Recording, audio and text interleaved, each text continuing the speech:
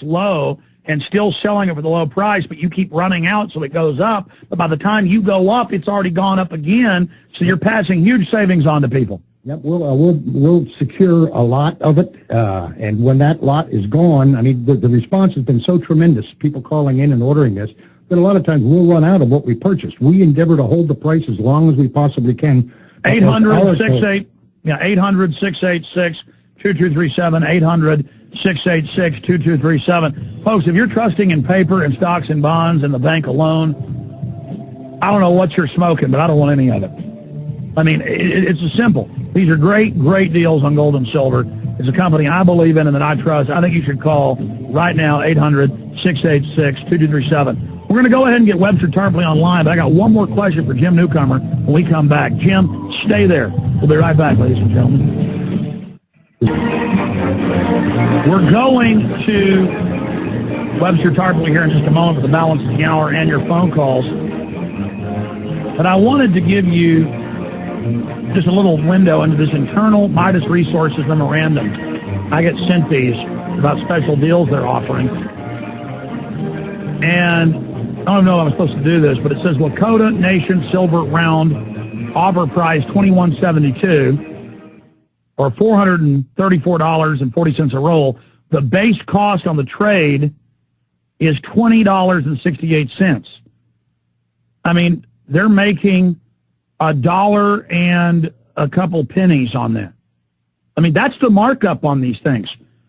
I'm looking at gold coins here that are, $231. They're making $5 on the coin.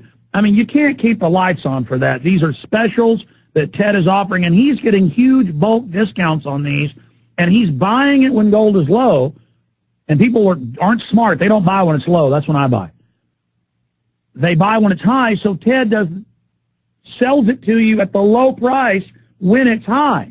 Win, win, win, win, win. So I just wanted to explain to the listeners the deals we're offering here. If they call up and don't say it's the Alex Jones special, they're going to get a higher price that's still a great price. These are special loss leaders. Are they not, Jim Newcomer? That's absolutely true, and be sure to ask for the Alex Jones special so that you get these prices. You know, how does Ted do this? How does Ted sell gold and silver? Because I always look at these, and I've been up there. I know these are the prices he's paying.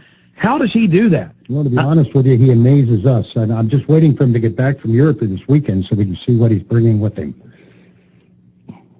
Yeah, it's just absolutely incredible. 800-686-2237. Those deals you're offering on the Franks, on the British Sovereigns, on the Liberty VF, on the Liberty 10, it's just all excellent. 800-686-2237. Jim Newcomer, anything else? No, sir, but have a great afternoon.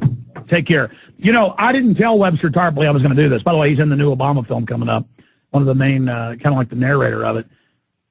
A bunch of people for this film. Wait till you hear about it.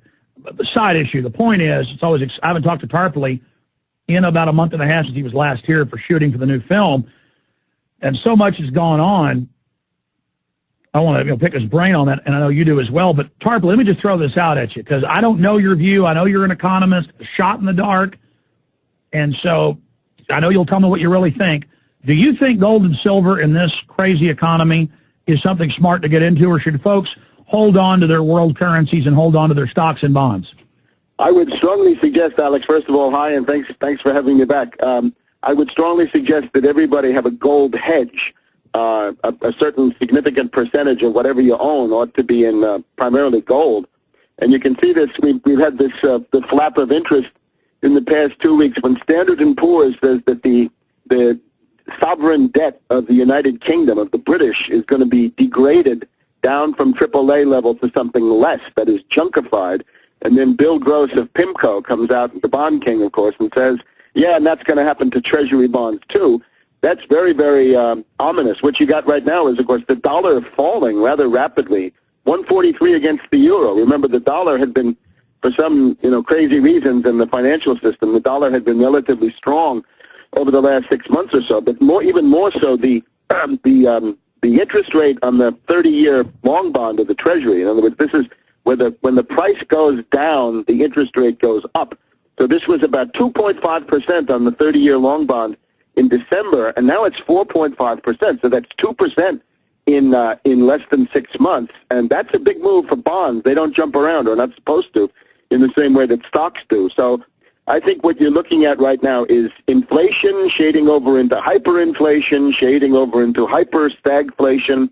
And in the middle of that, I think it's still probably you still have a while to buy some gold before it starts going further up. And when some people despair, they say, well, I should have bought it when it was 400 or 500 or something like that. Now it's about 1,000, I guess. And they think that it's too late. It's not too late. I think it's probably still a very good thing to have. Well, absolutely. But when people try to get gold and silver once the run starts, and people think this is a run on it, this is only the beginning of the gold rush. Historically, you're not going to be able to get it for any price. It's going to be really serious. Webster, I see a crisis worldwide in all major currencies, but centering around the pound and the dollar. As you were just saying, you've been ranting and raving for years about GM and Chrysler going under and what this would mean and how devastating. Now they're saying we'll give you billions, but under IMF, World Bank, World Trade Organization agreements, as you know, but listeners, some may not, just like with the stimulus package, that had to be open for bids worldwide, and a lot of it went overseas because under these globalist agreements, you can't have the government, quote, subsidizing its industries. So we're told this is socialism, but it's not. It's a pure cash gift to foreign, offshore, plutocratic bankers, as you say. And now it's in the news that not only is Hummer going to China, but all the major industry of GM, the vast majority, is going to Opel of Europe and to China and to Brazil, and that American taxpayers will fit the bill for that, and the government will direct what type of cars are then shipped in here, these little tin cans with tiny wheels. I mean, literally look like a lunchbox with wheels. I mean, this is I mean, the level of corruption is even amazing me. So as a top economist, somebody I really respect, who's proven very accurate in the past, what is happening? Greg Palast is saying this is a mass looting, that the corporate vultures are using government now to divide and conquer like they've done in the third world. What's really going on here? Well, first of all, it is a world economic depression of incalculable proportions. And I urge everybody, we've just passed this milestone. When General Motors and Chrysler are both bankrupt, that means the United States is in a very severe economic depression. So people should stop looking at all these things. They didn't go bankrupt in 29. I'm sorry to interrupt. Right, no, they've survived. This is now the lowest stock price they've ever had. And, of course, they didn't go bankrupt in the Great Depression, but now they did. And they've been driven into bankruptcy. They were consciously, deliberately driven into bankruptcy by the Obama regime with Larry Summers, Tiny Tim Geithner, and two villains in particular, Steve Ratner, alias Ratner the Rat, who has been the head of this auto task force that Obama has. And then his right-hand man, his running dog, is a guy called Brian Deese, D-E-S-E. And these are two Wall Street jackals. These are the typical finance boys. If you look back over the history of GM, recent decades, it has been destroyed by the finance side. There's a big tension in any industrial corporation between the industrial engineers on the one side, the people who know production or maybe sales and marketing, and then the pure Wall Street characters. And ever since the era of Roger Smith back in the 1980s and approximately then, the finance side of General Motors has triumphed over the other side. So they weakened the corporation. But as we saw at the beginning of April, Obama cynically, deliberately decided that he would drive General Motors into bankruptcy for the purpose, among other things, of busting the United Auto Workers. The United Auto Workers, these poor guys, I sympathize with them.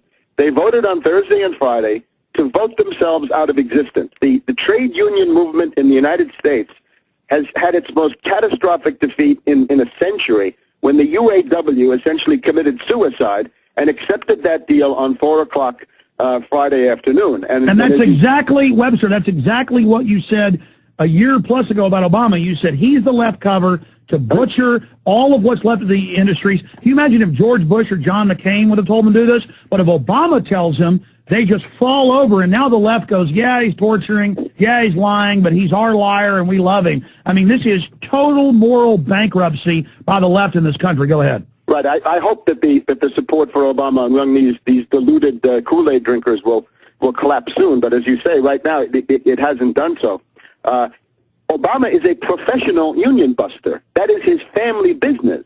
The Ford Foundation